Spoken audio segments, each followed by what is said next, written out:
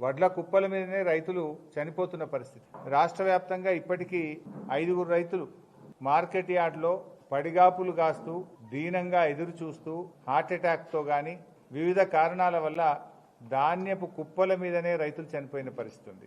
April 15 Jagtial జిల్లా కతలాపూర్ గ్రామంలో జలపతి రెడ్డి అనే రైతు మార్కెట్ యార్డ్లోనే చనిపోవడం జరిగింది.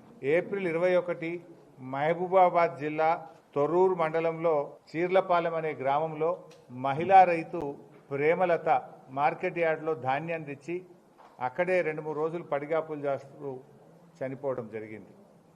ఏప్రిల్ 26 సిద్దిపేట జిల్లా చేర్యాల మండలంలో ఆకునూరు గ్రామంలో హనుమయ్య అనే రైతు వడ్ల కుప్ప మీదనే చనిపోవడం జరిగింది. ఏప్రిల్ 22 మహబూబాబాద్ జిల్లా నెల్లికుదురు మండలం అక్కడ బిర్రు వెంకన్న అనే రైతు ధాన్యం తెచ్చి ధాన్యం కుప్ప మీదనే చనిపోవడం జరిగింది. ఇట్లా చాలామంది రైతులు, అంటే ఇవి నిజంగా ఇవి నార్మల్ డెత్స్ కావు, ప్రభుత్వ నిర్లక్ష్యం వల్ల జరిగినటువంటి చావులు. ఒక రకంగా చెప్పాలంటే ఇవి ప్రభుత్వ హత్యలు.